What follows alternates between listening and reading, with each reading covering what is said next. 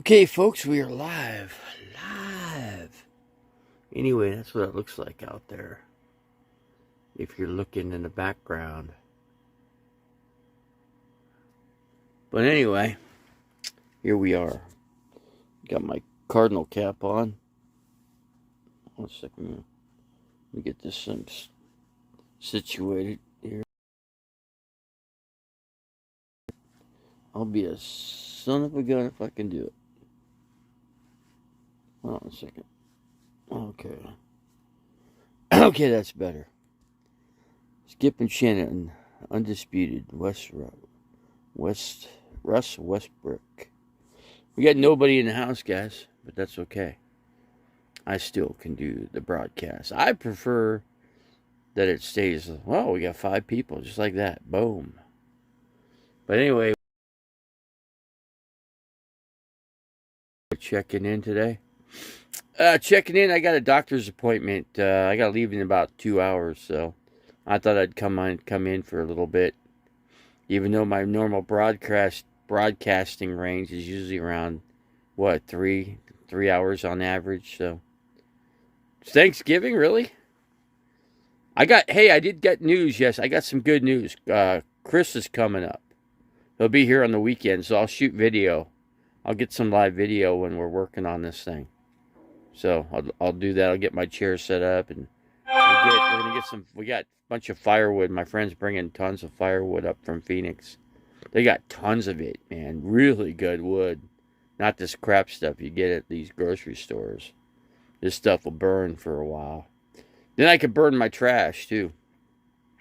Burn all the plastic bottles and burn up the freaking atmosphere up above, you know. Let's just make it so the planet dies. What? Yeah, he's coming. He's coming this weekend. Yeah, he's got to get a hold of me. We got to get the parts. We got to get the part. He's not exactly sure. I don't even know for sure what it parts. Just get everything and get the bolts. Up, get your tap and die set. Bring that too. I said we got full power. Got 4,000 generator in the back. I got 7 plus everything else I got. So we're in good shape. Able to be opened up so it opens up. No, he's not. He's staying at the property.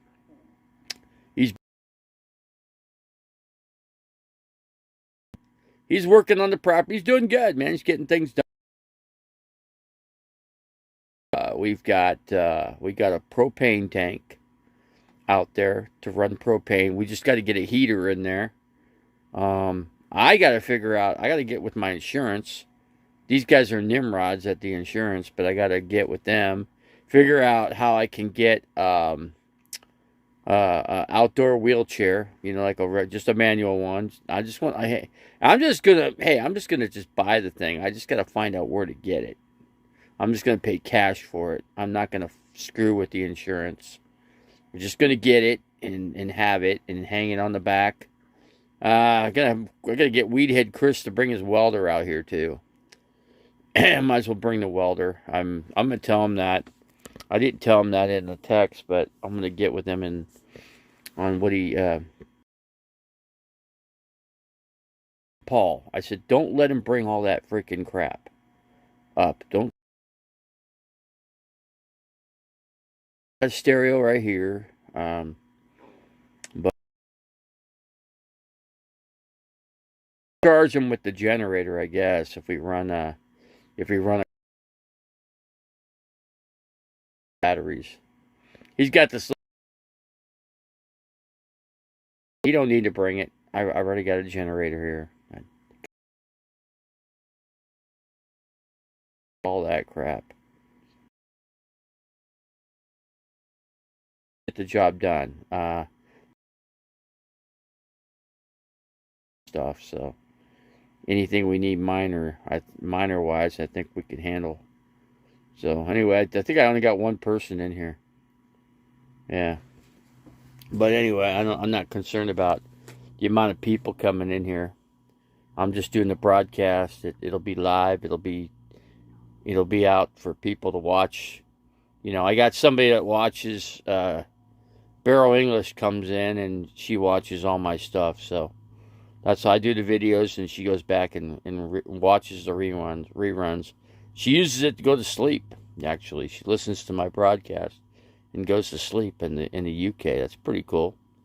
I love to hear that, man. That's like listening to a rock star, listening to the music, and going to sleep. But me, I can't do that in here because I need to conserve all my power. I got good sunshine. It was cloudy last couple of days, so I wasn't getting that good of solar charge. But I was driving, I did drive to the doctor. I'll be driving back to the doctor again today. They're going to take a look at it. I got a really good nurse coming in today. She's like a specialist. She's going to take a look at this foot and see what's going on with it. I can't find my antibiotic pills in here. I went through, I don't know what the hell happened to the freaking bottle of pills. Evidently, it freaking bounced or rolled somewhere, and I can't find it. So that's a freaking bummer there. I don't know. I'm just kind of like, what the hell? How could that be? I'm looking everywhere. I do not see anywhere, any place it could have rolled. I'm just looking everywhere. I looked through the front, to the back, the rear. I probably rolled behind the tote. But I'll be damned if I could pull that thing out. That thing weighs too much, so. Let's see, you're good now. Your voice is very soothing. I got a better voice than that other particular person that runs his channel. And I'm trying, and I've been not mentioning his name, and I don't want to. I'm not going to give that dude any credit, because he doesn't deserve any credit. Because all he does is steal from his freaking people on this channel. I hate to see that kind of crap. He's just milking, I'm going to sleep on somebody's couch. All kinds of people let me just freaking mooch off of them and e-bag, whatever. No, freaking, that's not the point. The point is, use your own freaking money. How many times does he say that to other nomads out there? Use your freaking money, right? Yeah, well, get your freaking stupid money out and spend your own money. Get a freaking hotel room, you freaking, what do you call it? He's what's the word for it, guys? You can come up with it better than I can. I'm freaking can't come up with half my, I'm getting to be as bad as our president. 63-year-old e-beggar couch surfer. That's exactly it. It's exactly what he is. He needs to just use his own money and get hotels. That's why he doesn't do trips. Now he's got all these people that just hand him all his cash. Now he could take, I could take trips all year long. I could take 4 trips to Arizona. Arizona is not exactly a good place to be in the summertime. Unless you could be up in Flagstaff. That's the only place to be. Because that's the only place. And even then, Flagstaff could get 90. Could get kind of hot. It kind of gets hot in here in this RV. And I sometimes have to, but I didn't have a running, I couldn't run the AC because my generator wasn't working right. But all it was a stupid little fuse. And that little fuse was like a 5 watt fuse. Well, we put a 30 watt fuse in there. And it's not been a problem since. Everything works like a freaking clockwork orange, man. The freaking microwave, the oven, everything works. Everything on this thing works. What's going on, Graybeard? San Jose? Good to see you, man. The leg, it's not the leg, it's the foot. It's the heel of the right foot.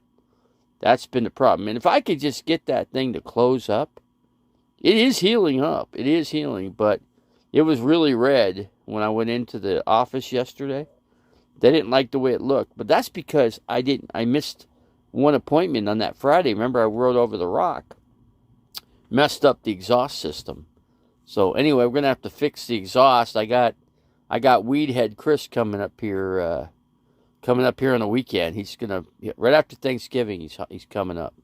He's He's got a really good welder, good TIG welder. He's bringing that up here too, just in case. I told him bring your tap and die set. We might need to do some tap and die. So just in case, we may have to tap some new holes and drill them out, because some of them may have yanked out. I don't know. I didn't see it. I didn't look at it. I'm just going by what this freaking guy told me. So I said, just plan for the worst scenario, Chris. I know. That's what I told him. So, but he's coming up with my friend Paul. He's going to bring firewood and all kinds of shit. So that'll be good. And I'll shoot some video of working on the rig too. So I'll get that on video. So that'll be something different. It'll be something that I haven't done, because I'll get those guys to set me up a chair, and I'll have my friend use my phone, filming. I'll try to get him to do some filming too. So so we can get some good content, Working on the rig, yeah, showing what got screwed up, and this is what happens when you ride over a rock. But unfortunately for me, I didn't see the rock because somebody was coming into me, and they were going to hit. They didn't see me. And then I was looking at them and didn't even pay attention that there was a rock coming up, right? And I just went poof, right over it. And I'm like, oh, fuck. Excuse my language. Excuse me. Man, but I'll tell you, man, I couldn't even move. I just sat there. I mean, the axles, I guess, evidently. I wish somebody would have taken a picture of it. I wish I'd got my phone out to take a picture of what it looked like. Because, you know what, if I would have just stayed there and waited for the mobile mechanic to come out, all he would have to do is jack it up in the air and then kind of move it gradually off the rock with the jack. 2 jacks would really work good, because then you could kind of put, what you could do is you go right behind the rig and you can kind of push it a little bit, just give it a little push, not much, just nudge up against the vehicle and push it. And that's all you have to do, and it comes off the rock, but you do it in a way that you're coming off. I must have hit when I first came up on it. I must have went over the front. So evidently there was already good damage to it. So, but yeah, we could fix it. It's all fixable. You just got to put a new exhaust manifold on there and tap and drill some holes in case, just in case. And I think it'll do the job, man. We'll get it fixed. We're gonna get the right kind of gasket for it too. So it probably needed to come off anyway. You probably could have used a new gasket. So. It's been that amount of time, so. You're a 54-year-old troll, huh? Well, I'm a 59-year-old troll. How's that? I'm a troll, don't you? I've been told I've been told by people, or other people have been saying that RV Davy's a troll. Even that particular guy that runs that channel, he's even said that he said that I got freaking idiot people on my channel. He said all my people that come in here are freaking freaks and dorks. That's what he said yesterday. I have to go back and listen to what he says, just because I don't trust that mother. I'm going to tell you. I don't like him. If I could just beat the crap out of him, I would. Seriously. But I don't want to go to jail. And I don't want no part of that kind of scene, because I know what jail's like. And but I'll tell you what, Camo Day, excuse me, I shouldn't have said. Anyway, that particular person, let's see, it's been 500 miles. It was time for, it's been a while since the gasket. So that passenger side's always been an issue. Not so much the right, but we'll look on the right side. We'll make sure all the bolts and stuff are tight. But when we get a new gasket set, it comes with 2 of them. But I don't think Chris is going to want to do both sides. But that's okay. We can get the one side. That'll be good. And then take a look at the rest of the exhaust system. I'll tell him to bring a clamp too. Some kind of clamp that we could put the exhaust pipe in and kind of twist it around and kind of straighten it out. Where it could be munched, we'll just unmunch it, How does a rock damage a gas? Well, it's not so much. What it did is it moved the damn exhaust manifold. From what the guy, I'm only going by what the guy told me at the muffler shop. Now, I don't know how much he knows. Maybe he didn't even look at it. I don't even know. I know something. I know it sounds super loud. That's all I could say. Because a cop that got me pulled over said the same thing. He goes, that thing's pretty damn loud, dude. I go, it's a big motor, man. That's why it's so loud. He goes, no, that's more than that. And I go, well, he goes, but anyway, your turn signals are not working.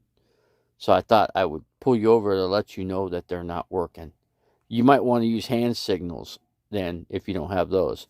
I said, officer, I can't do that because I don't drive that way. I drive with hand controls.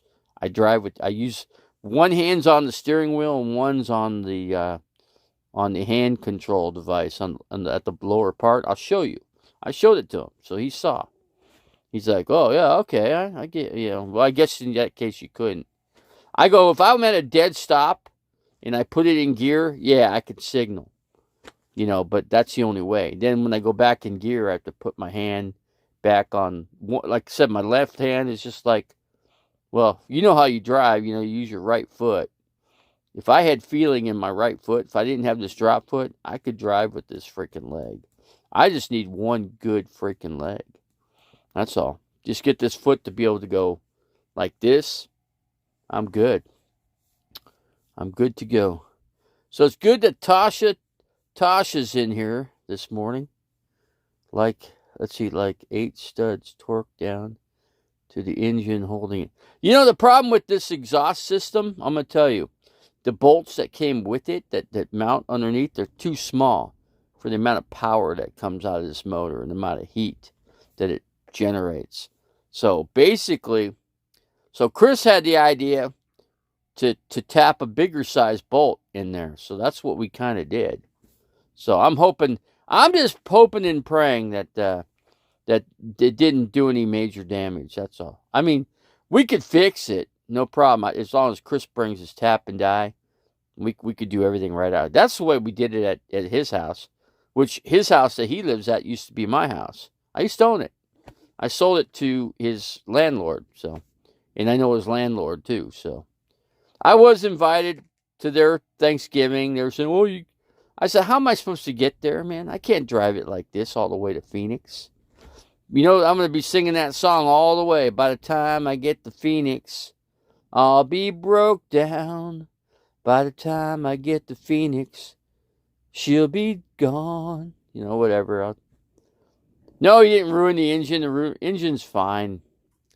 Yeah, but I don't want, one thing you don't want to do when you got, exhaust leak, like this one is, you don't start it in the morning. You let the weather warm up, because you could suck a valve real easy with this like that. That's why you go easy on it. And I've been trying to do that. So, but we'll see. We'll get Chris out here, take a look. I got a lot of stuff. I gotta get out of here to get to the damn doghouse. Get the doghouse off. I've been trying to get all these people to help me, but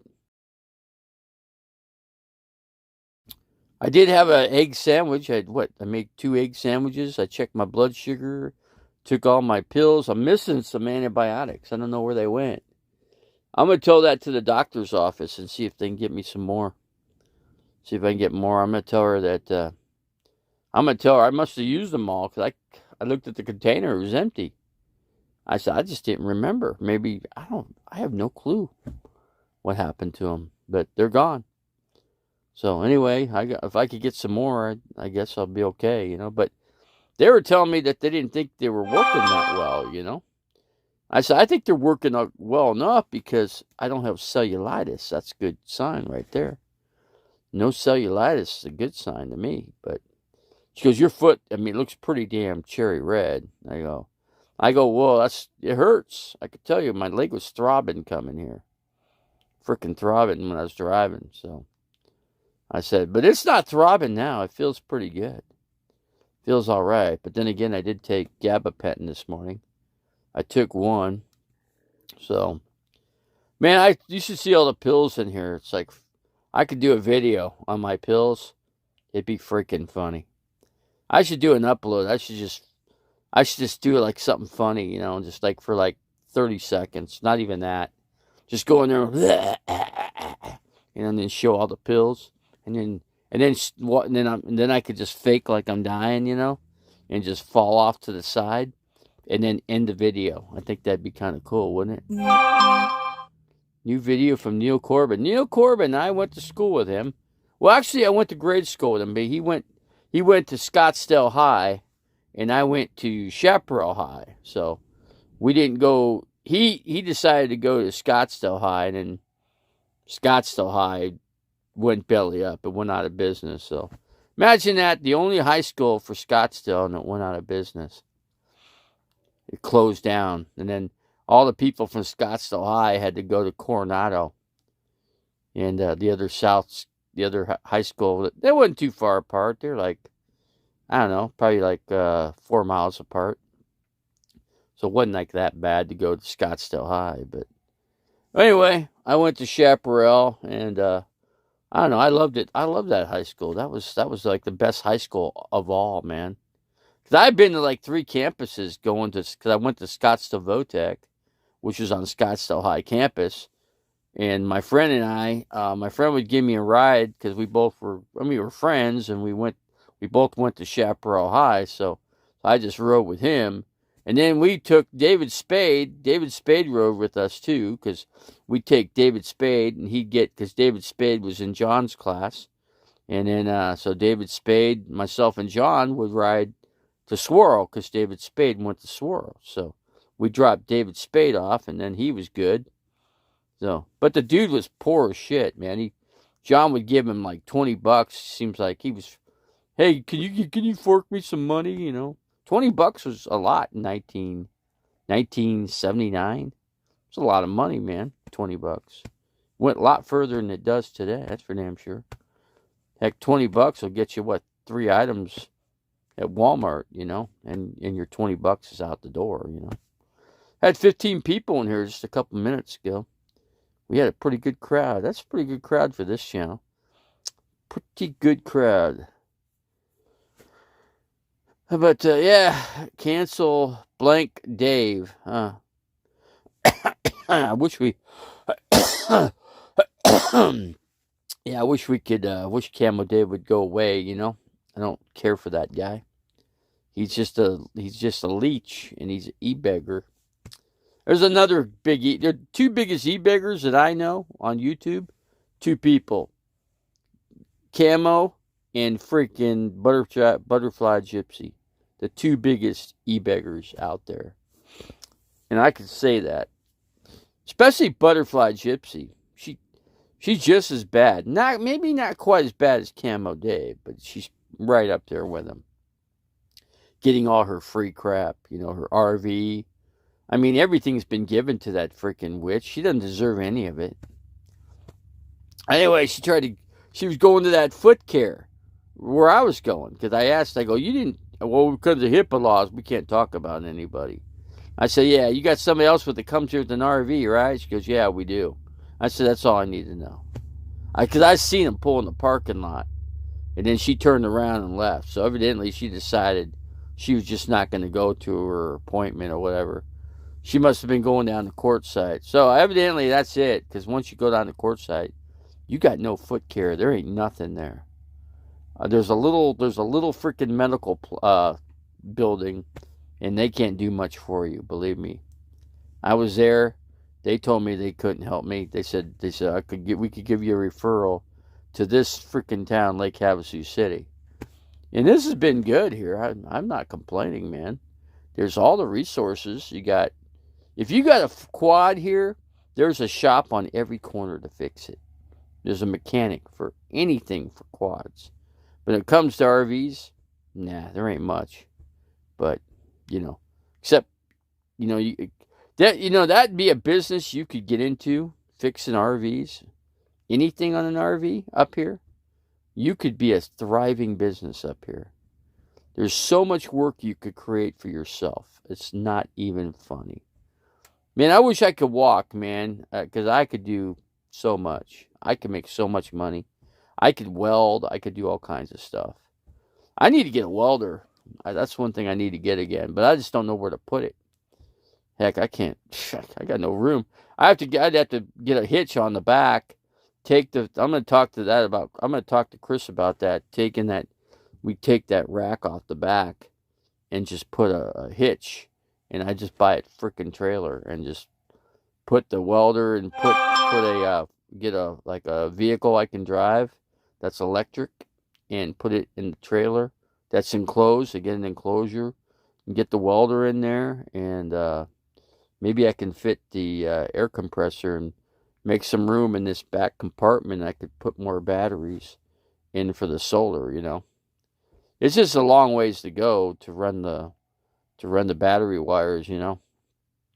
So basically, the only thing you got to do is you got to run. You hook up all your batteries in parallel or series. In my case, I'd just do it in parallel, and then you run all your main wires off the first battery, because you're interconnecting all the batteries together by putting positive to negative to negative, and then you run all your wires coming off the first battery, whichever you consider your first battery.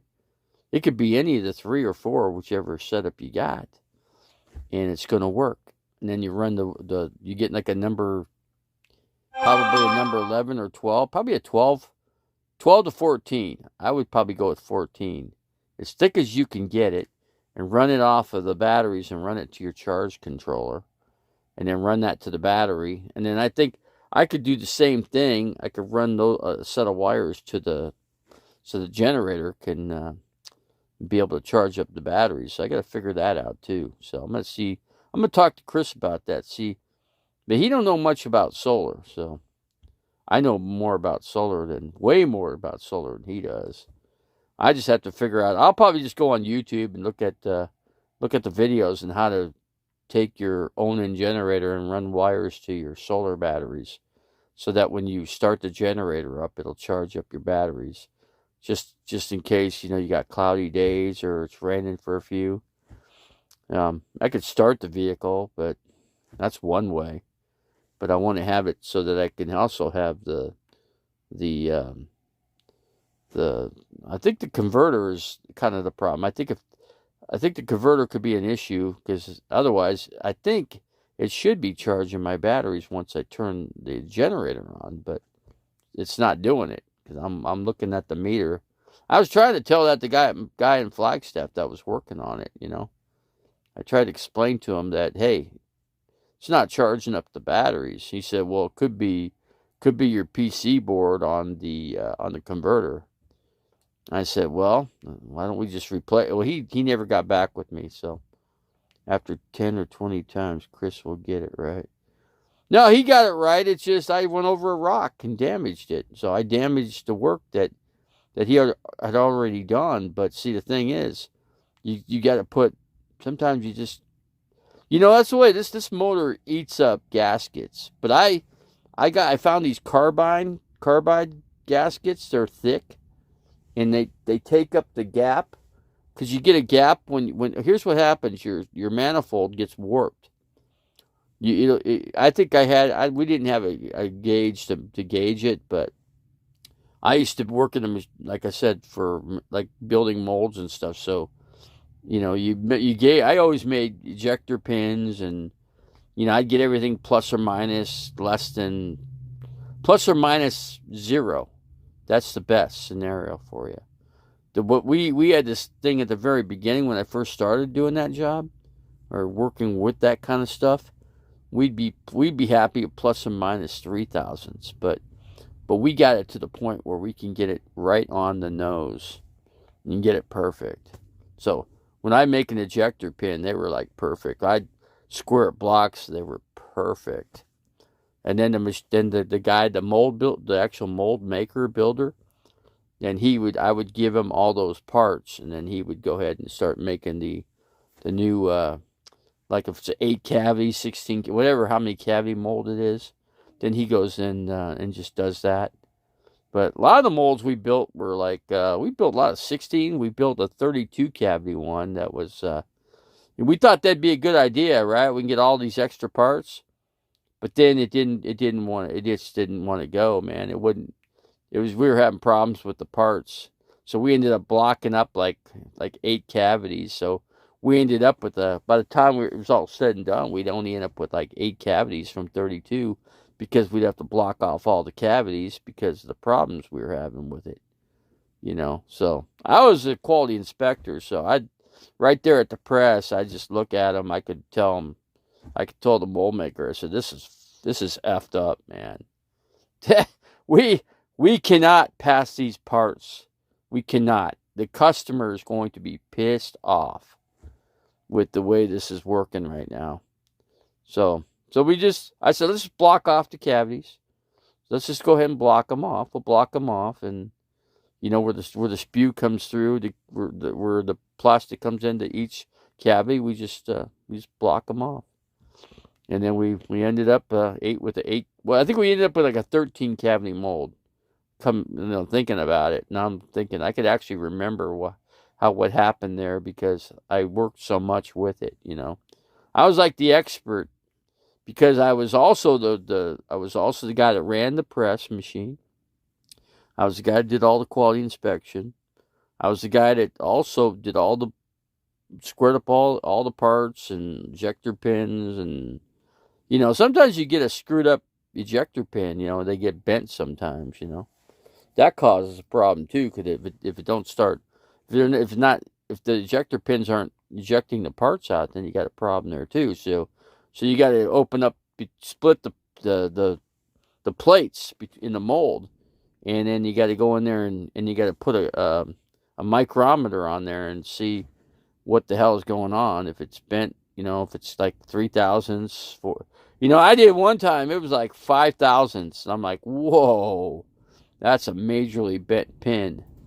So we just have to pull the whole mold out, just to put a brand new ejector pin in there, because there's no way. I had to go through the back part of the plate, and that was bolted to the one side, because there's like an A and B side of the mold. So that was like the problem on the ejector side was on the B side. So I'd have to just, I said, "Nah, Terry, we can just pull half of it." I go, "Yeah, if we could do it, yeah." He goes, "Just yank that one side out." I said, "Yeah, but the plates are gonna slide out." He goes, I said, "What are we gonna do for that?" And he says, "Well, yeah, this is what you do, Davey. We're just gonna put a big clamp on it, and we're gonna clamp it so it don't come apart. How's that sound?" And I go, "Well, that's a bright idea. Yeah, so how are we gonna pull it out of the press?" He goes, "Well, we'll just put an S hook on the top, and we'll just yank it straight up out." I said, "I got a better idea. Don't bring it straight out, bring it straight down. All we have to do is get down underneath, and then we could just slide the pin once we disconnect the plates. How's that?" He looked at me and goes, "That's a smarter idea than mine." I'm like, there we go. See? We put two brains together, because he was a guy from UK, man. He was a British guy. He had that strong British accent. But anyway, he was a great guy. I worked with him. I worked great. Him and I made a good team working together. He taught me a lot. He taught me so much that I was making, because I could teach you enough that you could be making like almost $100K a year, and he did. He made me worth a lot of money, because I could figure these really intricate stuff out. That all these big guys wearing the suits, and the ties. They'd come to the press machine. They go, "Oh, what's going on here?" I'm like, "Why are we doing this?" I'm like, "Well, kind of like we got a bent ejector pin. It's not ejecting the part. That's kind of like what the problem is here." And then he kind of looked at me and goes, "Well, what are we going to do to fix that?" I go, "What are we going to do to fix it?" I go, "Well, we could do one of three things. We could pull the whole mold out, or we could pull half of it out and just drop it down below, and I can split the plates, and I can run an ejector pin right through in between the plates. I could separate it enough that I could get the ejector pin in there. But I have to make a new ejector pin." I said, "I don't have any extra ones right now. Not for this thing." He goes, why didn't we just make them extra for the beginning? I go, because you guys, somebody in the front office or whatever it was, didn't want to spend the money to make the extra pins. So I said, why don't we just make a whole set of ejector pins in case something happens? But they didn't want to spend the money. So I said, okay, whatever. I just do what I'm told. I told the guy that's why we did what we did. He goes, well, why don't we go ahead and make a... I said, well, first of all, you need to sign off on a piece of... You need to sign off on the receipt book that we have here in the tooling room here. And give us the approval that we can do that. And we can spend the money to do it. Because it's going to take my labor and my time and my amount of money that I make to make this freaking set of ejector pins. So, just to let you know. And then I got to run the press machine, and then I got to inspect the parts too, sir. So you can only stretch me out so much. I was like a rubber band in that situation, man. I'm like, I just do what I'm told. I don't. Hey, you signed the paper that pays me to make these set of ejector pins, and you approve it so that somebody's going to question it later. Hey, I got no problem. As long as it doesn't go back to me, it goes to you. You signed off to do this work, okay? So when it comes down to our yearly budget, then they're going to understand why we did what we did. So that's all. It was hilarious. So it was. I loved working injection molding. It was just a great business. You make so much money. You know, there aren't that many people that are skilled to do that kind of work, you know. And here you're trained to do all this stuff, and you've gone through. I didn't even go to schooling. I'd learned all this stuff just from just working that stupid machine, you know. I learned all this. I was taught by all these different people, man. It's crazy. Then we got a lady in here that worked that business too. Yeah, it's a business that needs work orders. Repair, she knows. Yeah, she knows. See, I got like one bent ejector pin, right? And the guy goes, well, what are we going to do for that? And I'm like, because he don't know. He's got to wear a suit, you know, suit and tie, whatever. He's just one of those people that works in the office. He's like one of those, what do you call it, representatives that work up. I'm trying to think what we used to call them. It's been such a long time, but anyway, I said, you know what? I just do what I'm told, okay? I don't care. I get paid by the hour either way, sir. So there you go. I said, because he was all pissed off because we're gonna have downtime, right? And I was like, yeah, we got a bent. I said we got a part that won't eject out. I could block the cavity off and do that, and then we could run 9 cavities instead of 10 or whatever, you know. And he's like, well, what do you think? I said, no, I don't suggest that, because I do the quality of these parts goes to crap when I block a cavity off. I'm just telling you, man. We start having flash issues and all kinds of crap. I said, so I could show you some shots that we had from a previous run, and I could show you the flash reached out as much as 5,000. So, and I don't think we want to keep breaking off 5,000's flash on each freaking shot of parts. I don't think we got the manpower to be able to do that, sir. Plus the cost. It's just a smarter thing, just to take the mold out, service it, make a new set of ejector pins, an extra set. So when this ever happens again, then we could just put the ejector pin inside the press without even taking the whole mold out. All we got to do is drop 1/2 of the mold down. I split the plates and run the ejector pin in. We're good to go. That's all I told him. So I was like, oh, okay, it's that simple? I go that in time, yeah, and money. You know, money that you're going to approve because you're going to sign the paperwork that gives me the authorization to go ahead and do this work.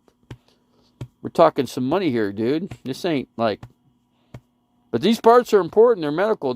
These parts are for the it's called an actuator. What it is it's for asthma, for people that have asthma. So it was those kind of parts. We made a whole shitload of those things when we were running. We ran medical. I was working for Tech Group Scottsdale. I worked for those guys for 13 years, and then Then I went to Moldworks for about another 5.5 years, and that pretty much did me in. So RV Davy was finished with injection molding. I no longer could work fast enough anymore, so need to compensate for using the partial machine output. Yeah, I mean it was. I mean we were at the Tech Group Scottsdale. They ran all Van Dorn machines, so I think that was like I forget what number van. There was like they had a size. They had like 16 press machines in the main floor, and then they had another 10 in a they called a B room that they had. And I understand they tore that whole B room out. I just talked to a process engineer that I used to work with, and he told me they ripped that out at Scottsdale Tech because he said he went in there to help them a little bit, and he said they ripped that whole room out. I said, really? All that work to make that room? I can't believe they did that. I go, that cost a lot. They were trying to call it a partial. What do you call it? Like a. What do you call those rooms? Like it's a clean room. They were trying to call it a clean room, but I wouldn't call it a clean room because it wasn't clean enough, man. A clean room means that when you go in there to work, you're wearing a clean room outfit. In other words, you got booties on, you got your caps on, you're just completely covered up to work in there. That's a clean room. But that was no clean room. But it was kind of, I just call it, working like I did, I'd call it just a regular freaking room, no big deal. I just came in there and hey, I'm just here to collect a paycheck. I don't care. I don't care what anybody says or what they do. I'm just here to collect the paycheck. Hey, I do what I'm told.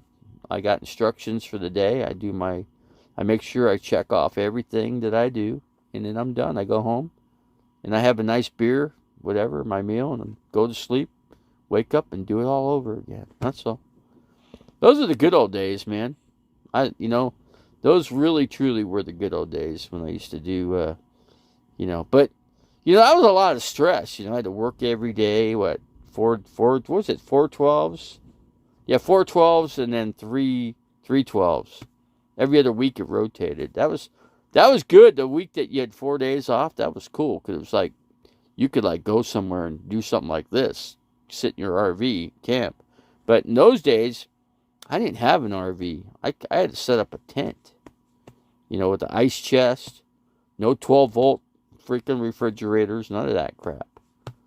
It wasn't none of this kind of high-tech shit you have today, Back in those days, yeah, I used to dream about having an RV.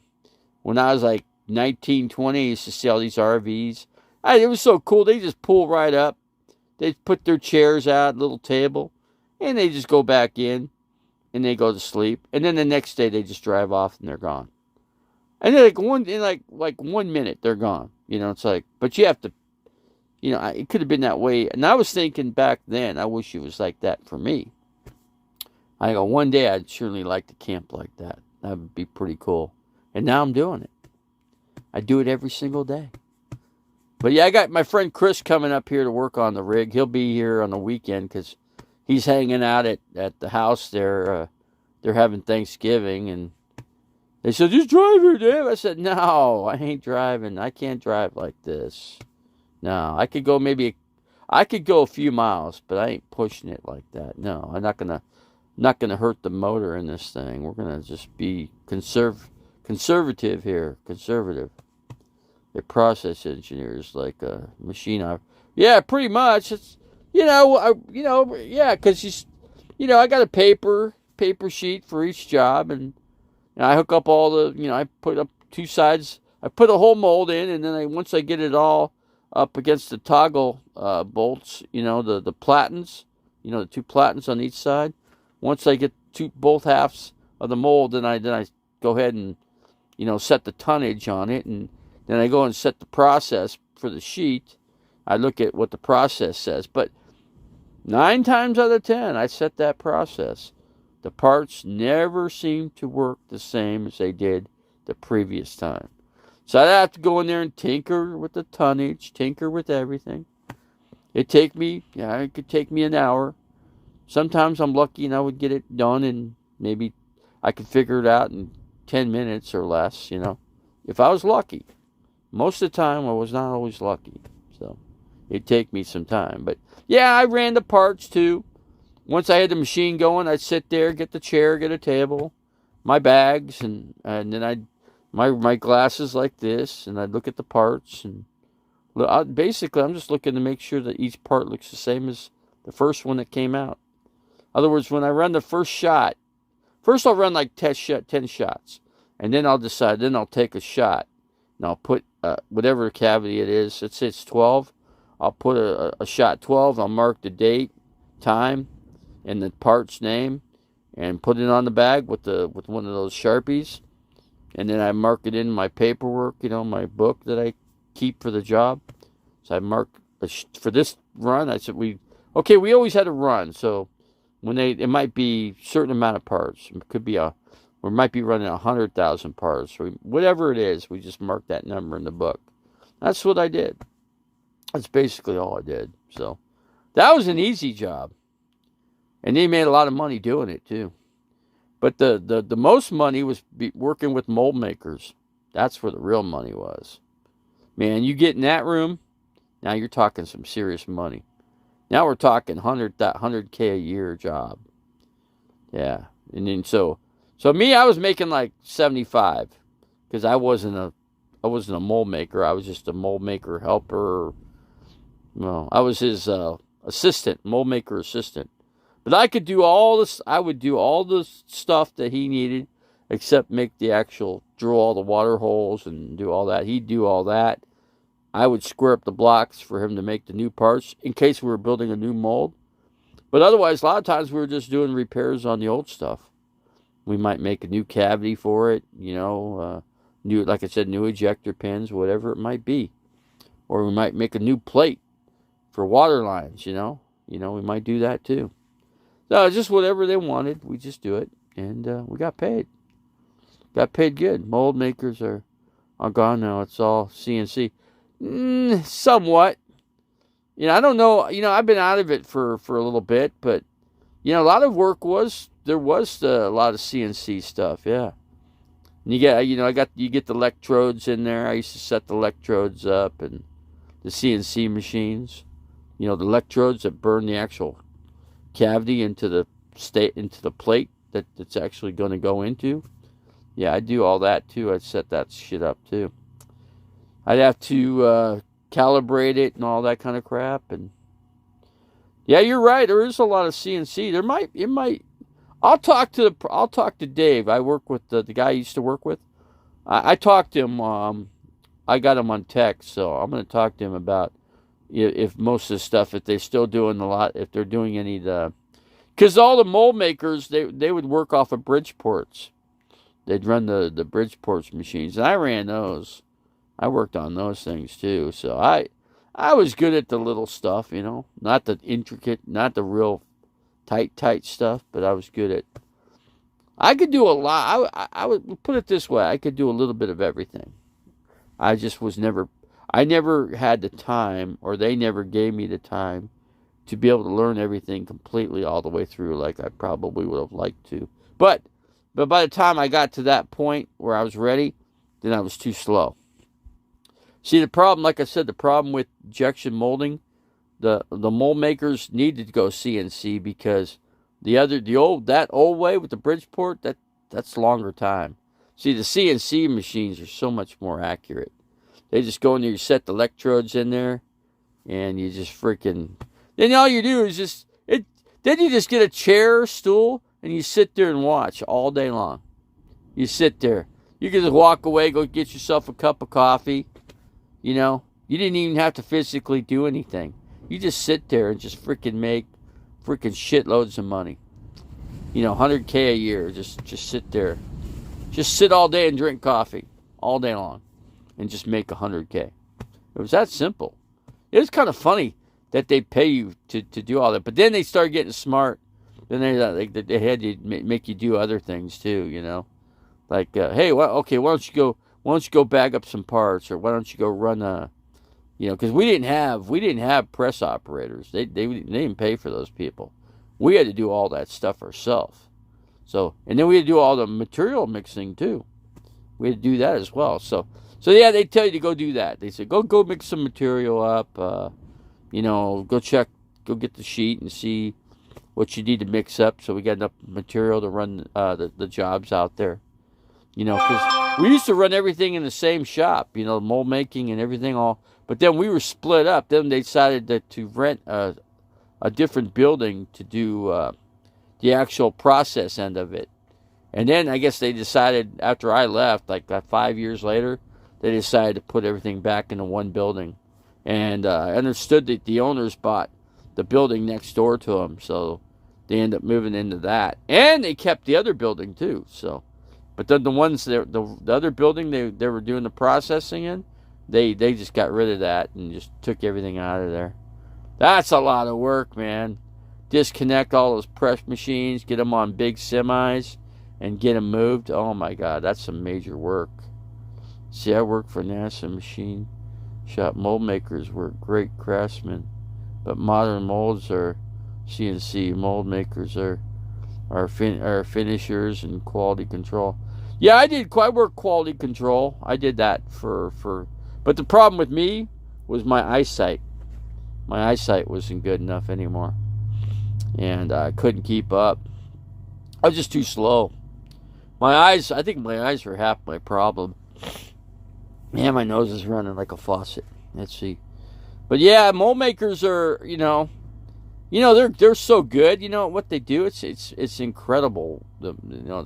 What they do. You know, it amazed me. Just because I couldn't do all that stuff. You know, I mean, I just didn't have the capability at that time. You know, if I could have gone to school a little bit, maybe I could have got that far. But like I said, I finally got to that point where I was ready to start learning that stuff. It was time for me to get out of the business. I just couldn't do it anymore. Couldn't stand my feet. My diabetic feet, heck, I can't even stand up now. I can't even, stand. They were telling me when I went and had my disability, my disablement, they told the judge that my feet would have to be elevated while I was working. And then I'd have to take breaks and take medication and all that other stuff. So you see, we work tolerances of 1/1,000,000th of an inch. Yeah, I know I did. I just know my tolerances. I was plus or minus 0. We used to do tolerances at plus or minus 3 thousandths. And that's pretty good, 3 thousandths. But when you get it down to 0, yeah, that's some pretty good stuff there. That's, you got your shoe. When you're at tolerances of plus or minus 0, and they see that, and then it's just perfect, they just look at you like, fuck, that's incredible, dude. How'd you do that? How'd you do that? I go, I just do it, man. I just do it, okay? I don't tell them how I did it. I don't explain anything. You guys pay me. I just do this. That's all. You guys pay me. I get a check. Whatever. That's all I'm here for. I'm here to get my check. Okay. I'm not here to explain how I did something. I just do it. Okay. I know what I'm doing, and I do it well. Okay. That's best. That's the best I can explain it to you, sir. There you go. I'm the same thing. I get up with these mold makers. These guys are so incredible. They're so talented, man. The mathematical part of it, and then you got the CAD guys doing all the CAD work, all the design. That shit's incredible, man. I went in there and I was getting some input from a couple of the guys in there. I said, this ain't that bad at work, man. You get paid more. You get like $150K a year to do that stuff.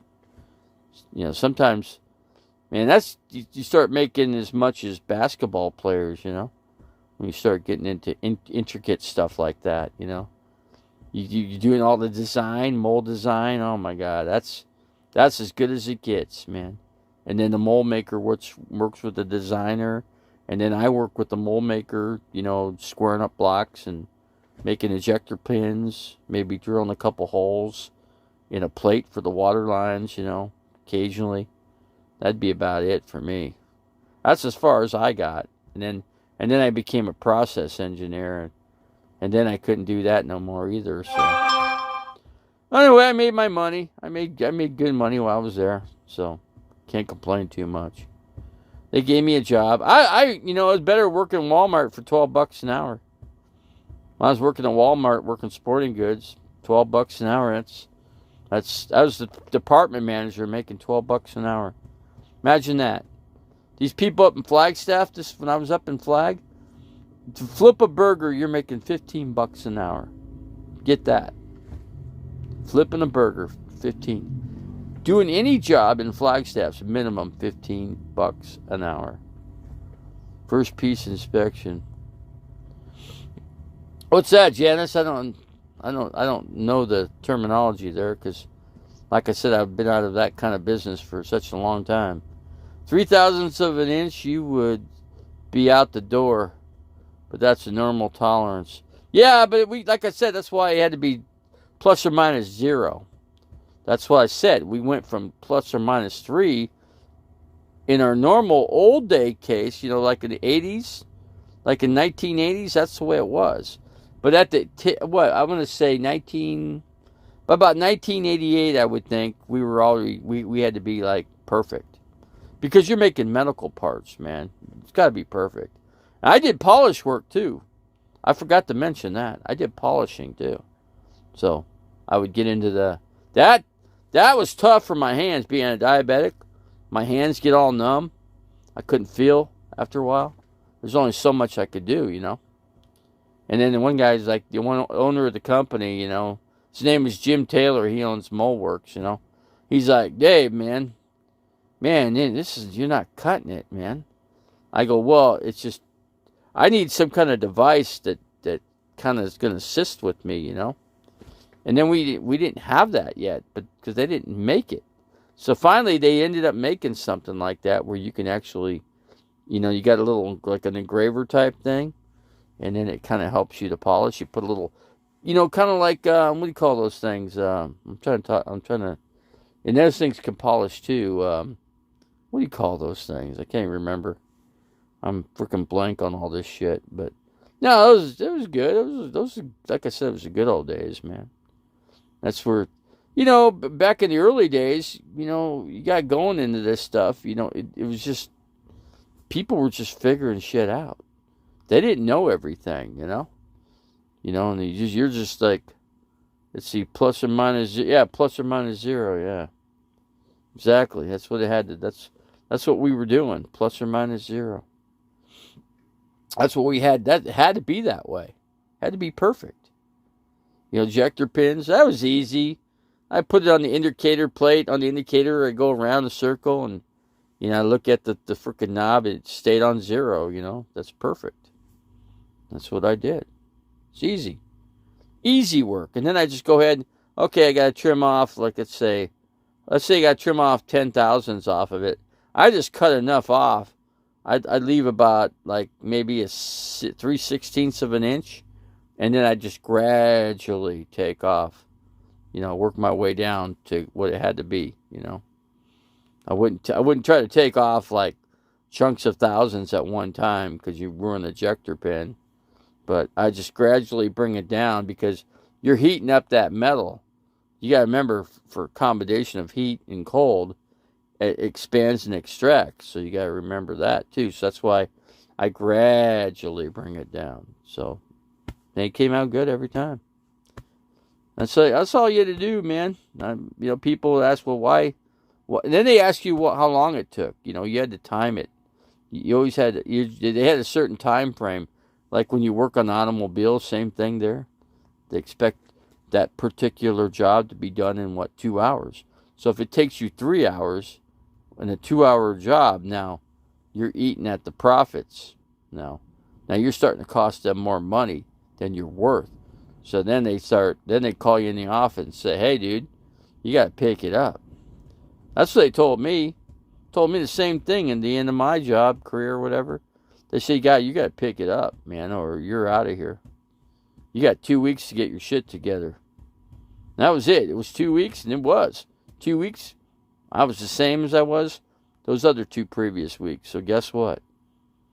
Guess what, Mr. Slisco? You're out the door, man. You're laid off for good. You're fired.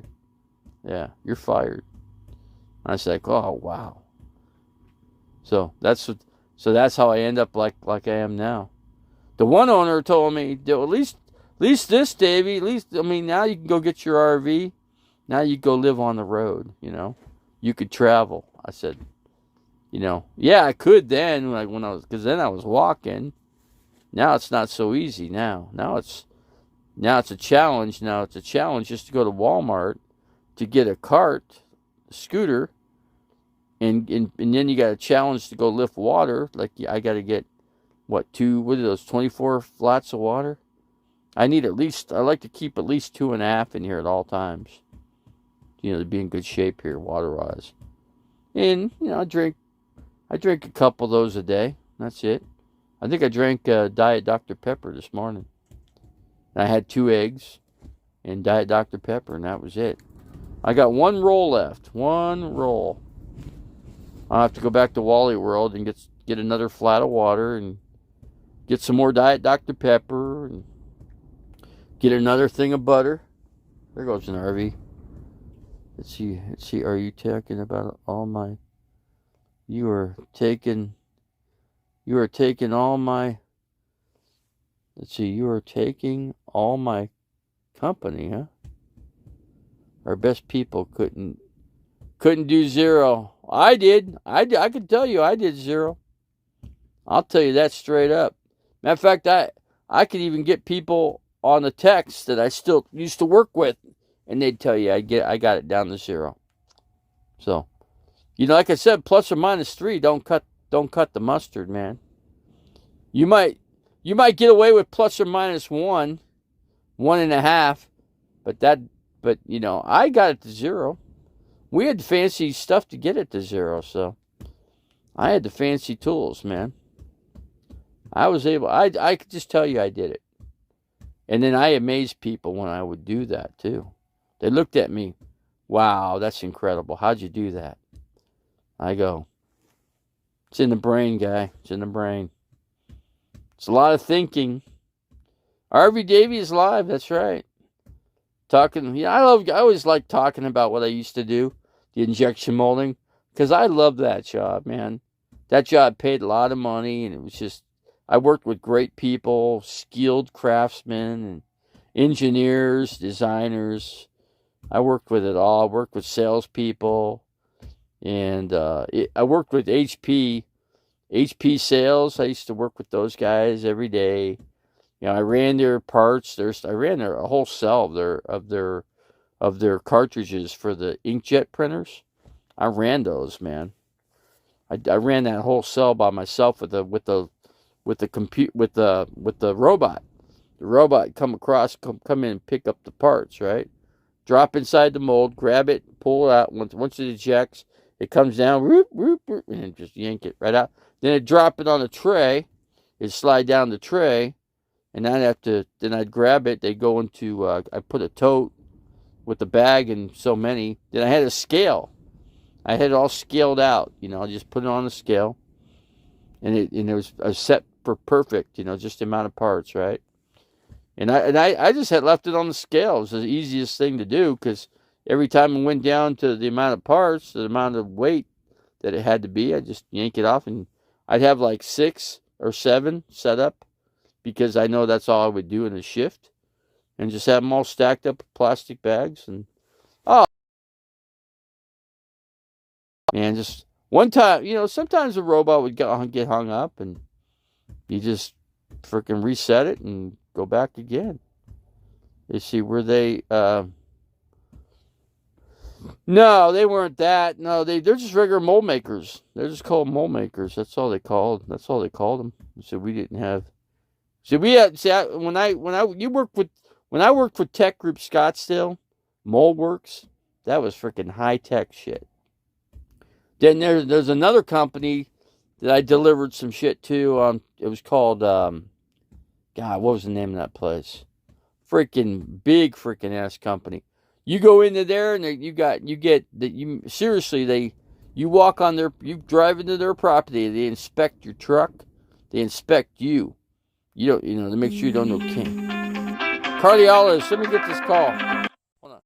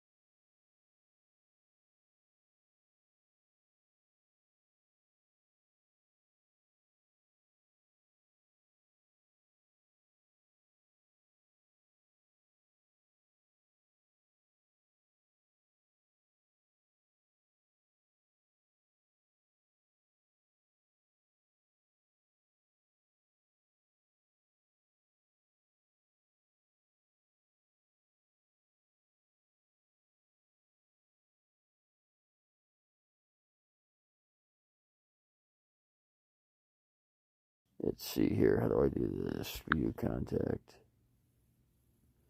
How do I do this? What time is it? 11:29. I save this. Favorites. How do I get to this? Here more. Delete. I do that. Let's just do it this way. Hold on, guys. Let's see. But anyway, I had a cardiologist had called me up, and he's trying to get me some Entresto, which is for my heart. So let me go. Let me see here. Hold on. I got to go in here, and I got to save that number. Hold on a second here. Now, how am I going to do this? Let's see. Let's see. How do I save this? How do I do that? Favorites. Working too well. Fuck no. What the fuck is happening? Hold on. Let's see.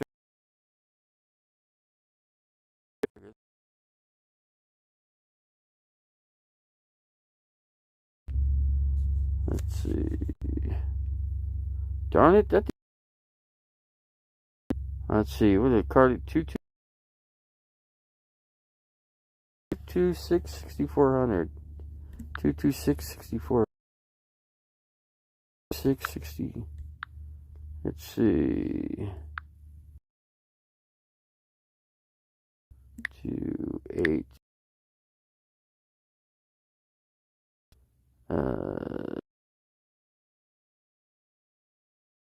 Wait to do 6. Let's save. How are we going to save that? This is freaking. Wait a second. Something ain't working right. This is freaking screwed. Contacts. Do this. Let's see. There it is. It's right there.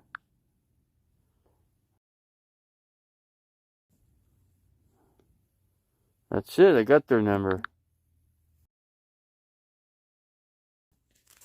Okay, I had to make sure my cardiologist number was saved. Got 8 people in here. Okay, well, we'll talk to you later, you people. Sorry about that. That was just a very important phone call for the cardiologist. Very important I talk to that person, because otherwise I won't be able to stay alive without those pills. Without those pills, I don't live, man. I'm telling you. I had a serious heart attack in the past, and these pills are helping my heart to pump the blood back and forth, back and forth. What it does, it helps give the heart. The heart's nothing more than a muscle. It's just a big muscle. So the pills strengthen that muscle. Called Entresto. So I got to take that twice a day, in the morning and also in the evening, right before I go to sleep. So yeah, that's why I have to keep my bag right up here. Make sure. I got this this vehicle pretty well ready to go.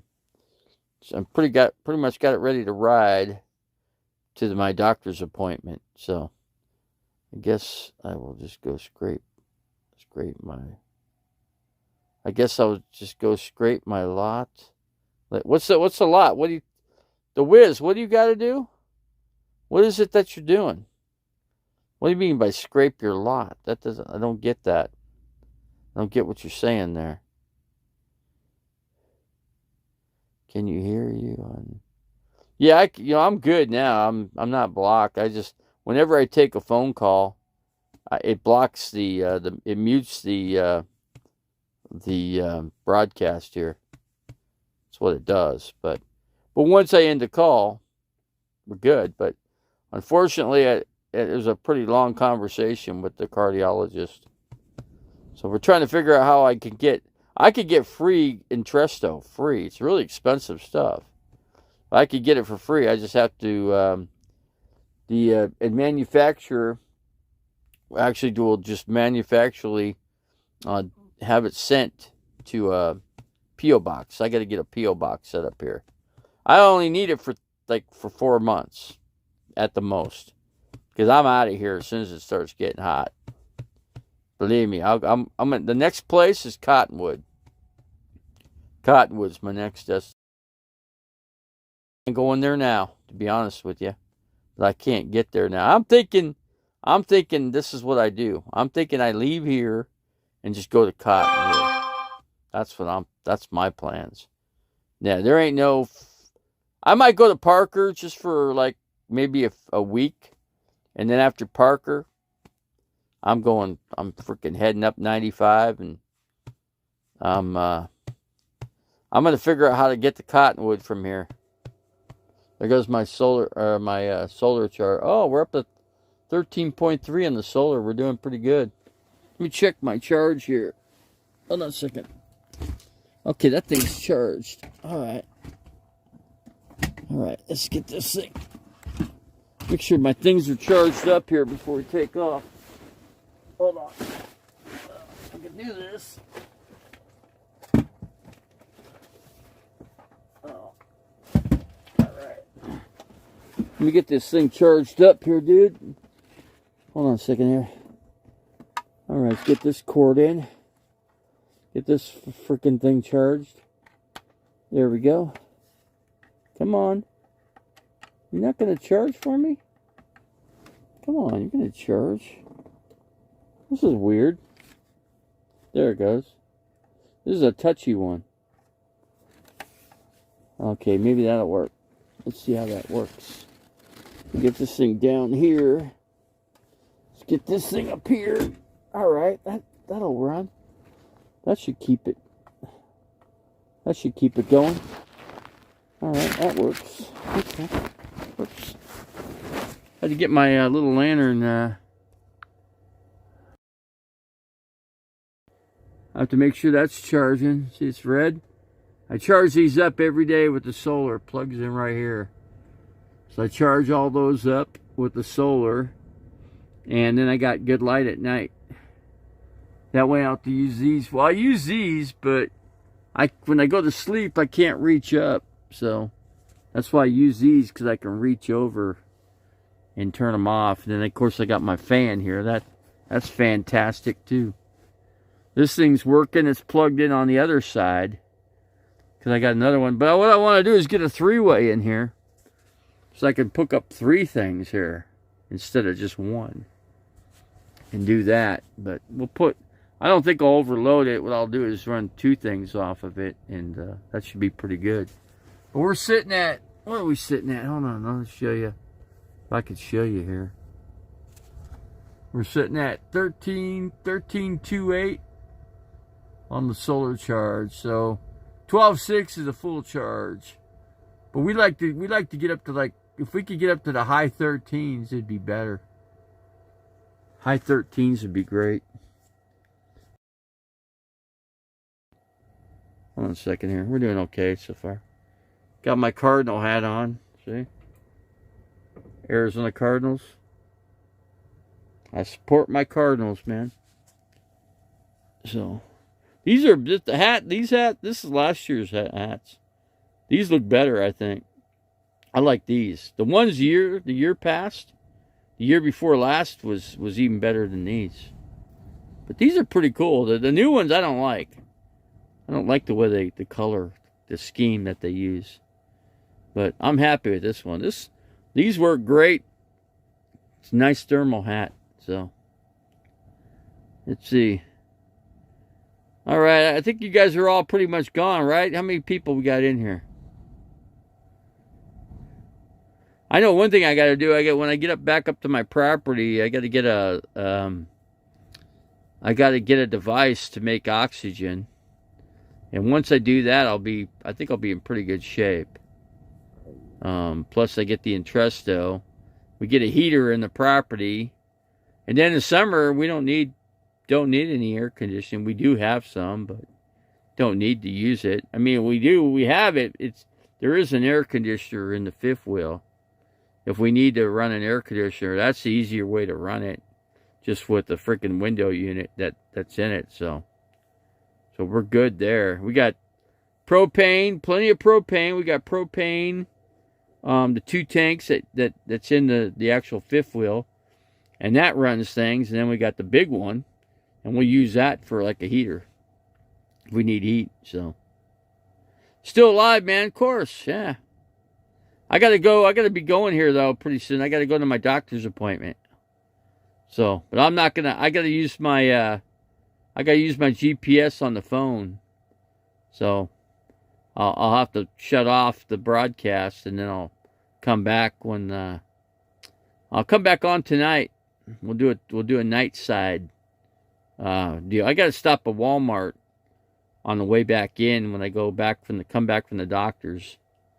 So I need to pick up a couple supplies.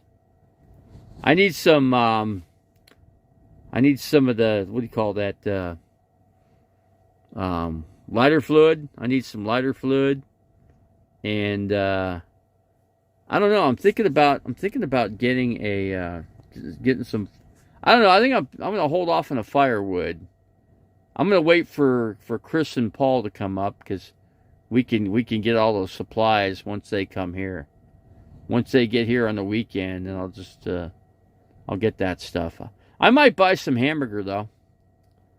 I do have a hamburger out in the ice box, but it's only like half thawed out. But if I take it out, I mean, once I get back up here, and I leave it out for a couple hours, I think it'll be good to use to cook. You know, I'm thinking about setting up the barbecue or the tabletop with I got the rug in the back, so I got to go back, get the rug, bring the carpet over here, and lay the carpet down. I don't know. It's not going to be. I think that's going to be the hardest part for me, is getting that carpet set up. But I could set up my chair and the table, and I could do it like I did, but I'll just do it from inside here, because my table and my chair is right inside here. So I'll just grab the chair, pull it out, come out the front door, set it up, and I'll be there. I'll be good there. The only problem with that is shade. If I want shade, the best way to do it is to whip the RV around the other direction. You know, so when they come out the driver's side, then I could just set up right smack in the shade. It'll be perfect. But anyway, we got 9 people in here. Let's see, Phoenix got 14-game win streak, huh? 14 games, that's impressive, man. They're coming along, man. They are that's a young team too. And they're playing like that. So that's a very young team, man. They're all young players. They made that team from scratch. I mean, from a lot of just draft picks. That's how they got to where they are. It's amazing. Yeah, CP3, yeah. When's the next game? When do they play their next live game? Do you guys know? I don't know their schedule or nothing, you know. I'd like to watch their next game. You know, right now, this camp, right where I'm at now, I can pick up signal here. But where I was, I couldn't. I couldn't pick up the signal to get it. But yeah, I want to watch the Suns game. I mean, I'm capable of watching from here. Oh, where is that freaking thing? I'm trying to see what I did with the. Hold on a second. What did I do with it? Oh, I put it up there. I know what I did with it. Hold on. Let me take this thing off. Hold on a second here. Let me get my other hat on. Let's get this hat on. That other one's really warm. Keeps you warm, man. I'll tell you what it does do. It helps me to not have a problem. Oh, wait. They play Cleveland tonight. What channel? Do you know what channel it's on?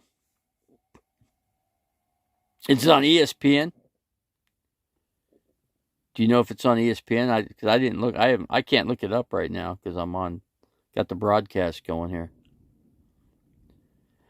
Where's it at? Is it in Phoenix or is it over in Cleveland? All my relatives live in Cleveland. At least whatever's left of them, you know. We're a dying family, man. Our name's dying off. The reason why is because our family is not reproduced, man.